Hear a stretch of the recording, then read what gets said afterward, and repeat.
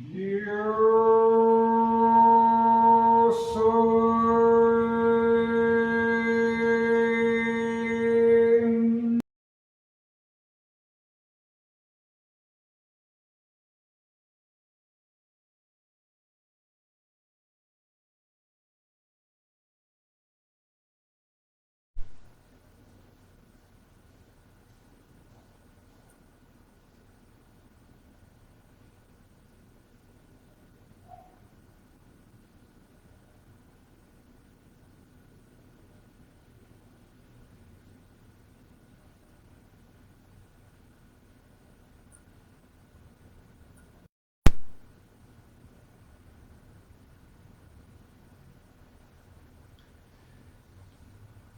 Muy buenos días, bienvenidos, bienvenidas a la meditación de este domingo.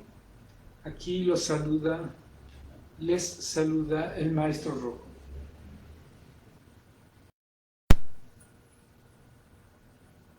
El día de hoy vamos a meditar cantándole a la Madre Durga.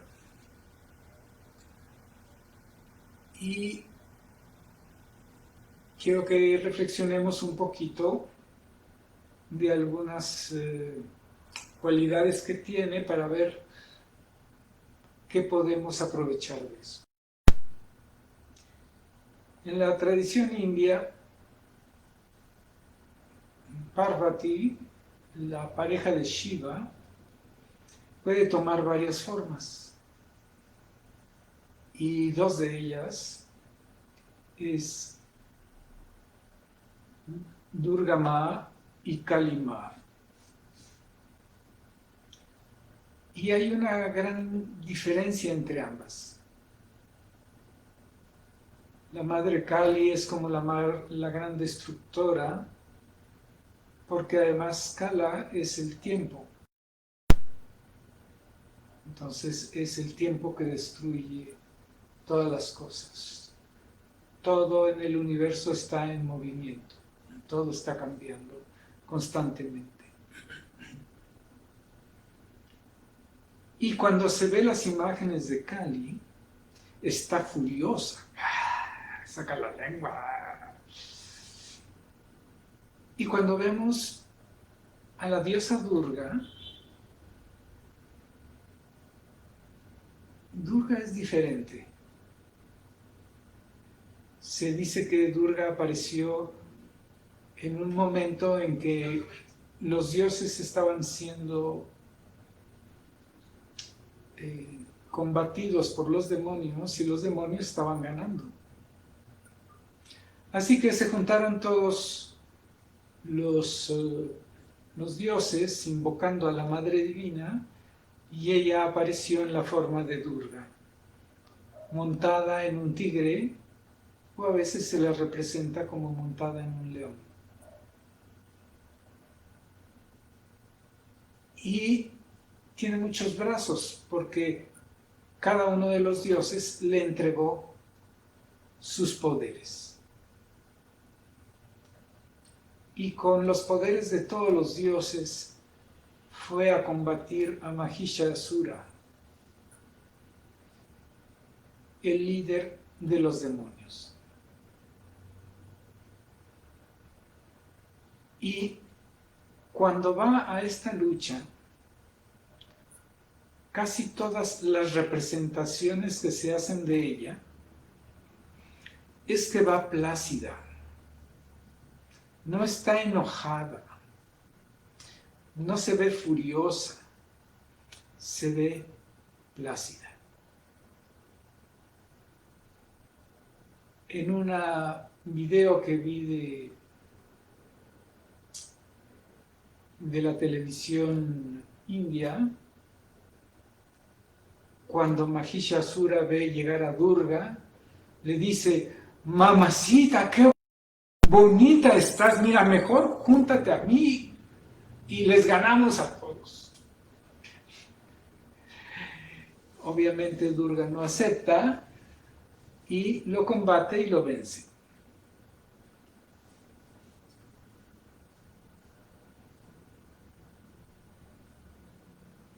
pero de esta manera plácida.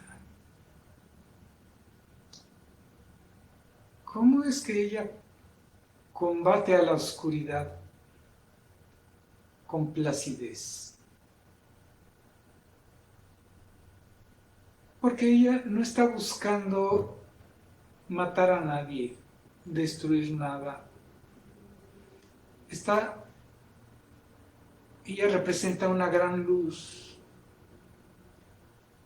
que al tocar la oscuridad la hace vibrar más rápido y la transforma en luminosidad.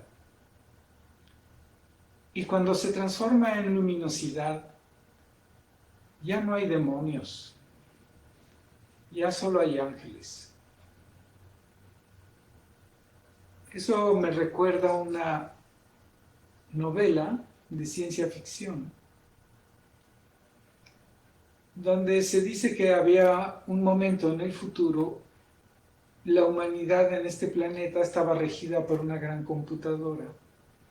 Obviamente el planeta ya estaba muy lleno y también ya había humanos en otros planetas. Pero para salir del planeta había un requisito: hacer una investigación original. Pero cada vez era más difícil encontrar un tema. Entonces había un chico que andaba buscando su tema y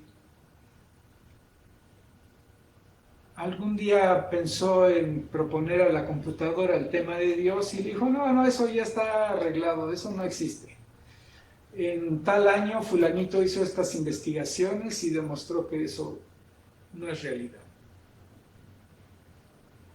Y entonces, pensando, se le ocurrió: los demonios, voy a preguntarle. Y la computadora dijo: dice, eso sí no está claro, no sabemos si son reales o imaginarios. Entonces ya tenía su tema y era importante porque además su novia, unos 4 años, había encontrado un tema de investigación y ya estaba viviendo en otro planeta y allá lo estaba esperando. Entonces, bueno, se fue a consiguió unos libros muy antiguos que estaban escritos en un idioma que ni sabía que hubiera existido, que le llamaban latín, y que hablaba de demonios, y luego ahí hablaba de unos rituales, y dijo: bueno, pues voy a hacer uno de estos rituales a ver qué pasa. Y entonces una noche se le hizo muy complicado conseguir los materiales, ¿no? Que si velas, que si... ¿Cómo se hace eso, no? Pero en fin, consiguió los materiales y una noche, en una fase de luna en especial, puso todas las cosas indicadas, hizo un círculo en el piso y él se sentó ahí esperando a que diera la medianoche. En eso llegó uno de sus amigos. Dijo: ¡wow! Ya tienes un tema de investigación. ¡Qué bueno! Te felicito, no sé qué. Y en esa plática, bueno, dieron la medianoche, el otro le explicó un poquito y empezó a hacer el ritual y se quedó esperando. Y cuando ya pensaba que a lo mejor no pasaba nada, de repente se empezó a juntar un humito por ahí y de repente aparece un demonio. Y el demonio dijo: wow, dice, yo creí que el otro había vencido, pero a ver qué pasa. El oficiante, el sacrificio, el amigo del otro. Todavía hay. Qué bueno. Bueno, ¿qué quieres?, dice el demonio. Dice: le leyó la mente y su chava, ¡frum!, la trae desde el otro planeta y la pone ahí. No, bruto, déjala donde estaban. Ah, perdón. Yo creí que era lujuria, no amor. Dice, bueno, cuando no quieren eso, entonces seguramente dinero. Que no quiero eso. ¿Qué será el dinero? Decía. No tienen ni idea. Pues cuando no quieren ni lujuria ni dinero, seguramente todos quieres poder. Que no. Entonces el demonio dice, ¿y entonces qué quieres? Dice, quiero que me respondas unas preguntas. ¿Qué eres tú y cuánto tiempo vives? Dice, ¿vivir? Siempre. Y entonces ya el demonio se empezaba a desesperar y ya se quería comer a su amigo. Él se dio cuenta que el amigo no estaba dentro del círculo y que los libros decían que eso era muy importante porque protegía. Y entonces hicieron llamar a la alarma para locos. En esa civilización había un hospital especializado en la locura, pero en realidad ya tenía como unos siglos que ya no había locos, ya habían encontrado la cura, pero la alarma todavía servía. Entonces ahí, mientras entretenían un poquito al demonio, llegó una ambulancia y llegaron unos robots médicos y que agarran al demonio y agarran en las manos, porque con eso es que manifiesta su poder, y lo duermen. Y ya se lo suben a la ambulancia, se suben estos a la ambulancia, y en el camino van platicando y dice, ¿no ves qué paradójico? Dice, el hombre primitivo se encontró una manera de encontrarse con unos seres superpoderosos, inmortales, pero idiotas. Mira nomás las cosas que me ofrecían. ¿Quién sabe qué cosas son esas? Ya total llegan al hospital y entonces le dicen al médico encargado, sí, vamos a ver. Y le pasan unas máquinas para curarlo. Dice, ya está, suéltenlo. Y se le empiezan a caer las escamas al demonio. Y se levanta un ser maravilloso y luminoso, abre sus alas y se fue volando. Era un ángel. Antiguamente en el hospital decía, todo loco no es más que un humano enfermo. Y le cambiaron a, todo demonio no es más que un ángel enfermo. Y entonces, gracias a esa investigación, la computadora tuvo que reconsiderar su tema de Dios. Esa es en síntesis esta historia muy simpática, pero que nos dice que toda circunstancia negativa que vivimos en nuestra vida, hay que ser como Durga, encararla. Y no necesitamos encararla con ferocidad, sí con determinación, pero no con odio. Podemos encararla, debemos encararla, porque si no la encaramos no se disuelve. Con luz. Entonces, mientras cantamos Durga Ma, le vamos a pedir que nos llene de su luz, que nos instruya cómo disolver nuestros problemas, cómo disolver nuestros obstáculos, que encontremos nuevas maneras de traer más vida y más luz a nuestras vidas. Vamos a empezar. Cerramos los ojos.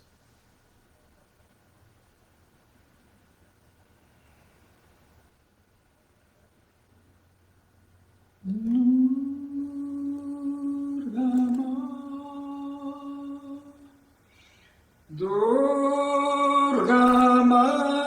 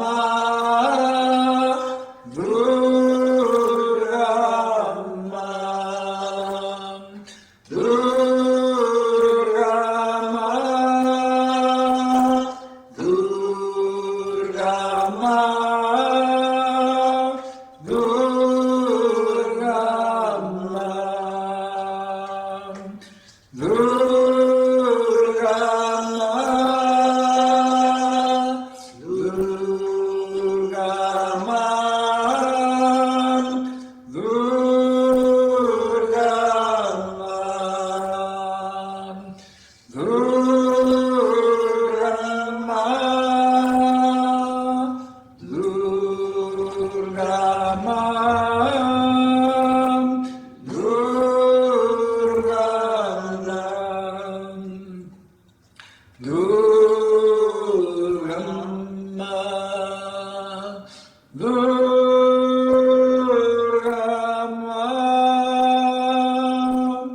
Durgamma,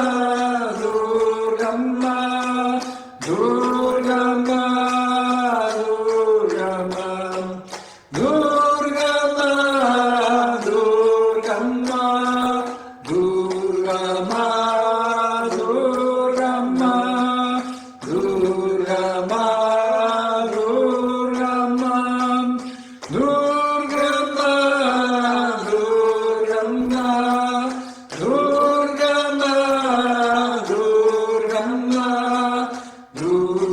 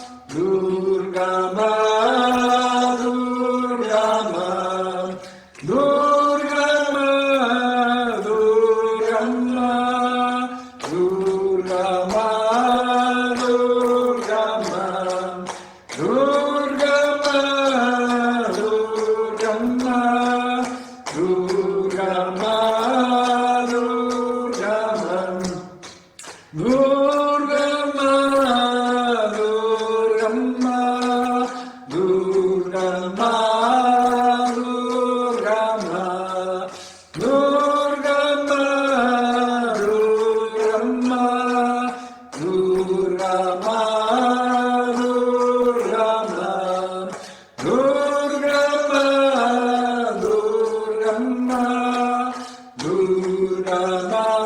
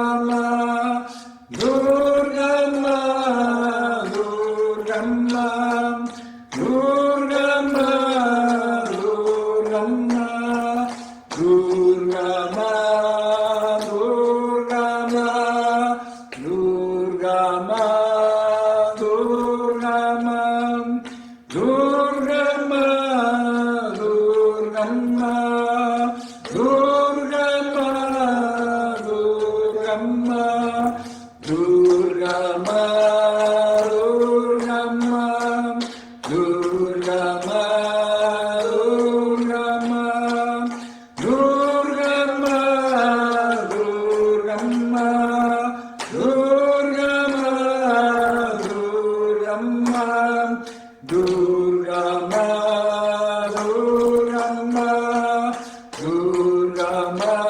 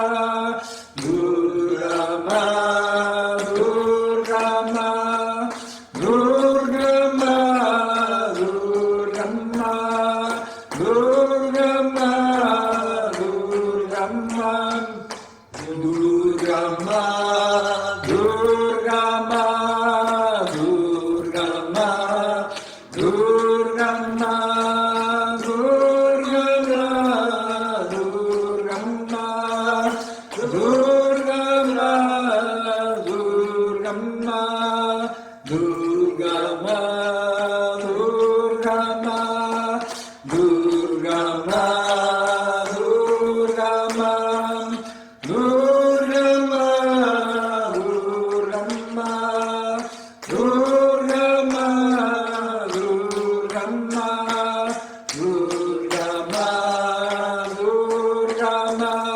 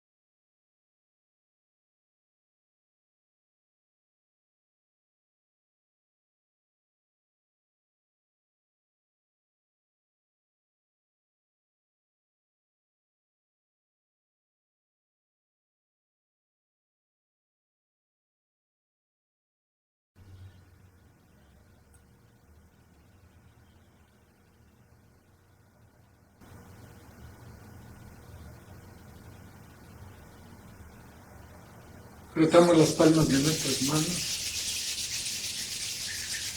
y las aplicamos en nuestro rostro, el cuero cabelludo y todo el cuerpo, y repasamos 3 veces.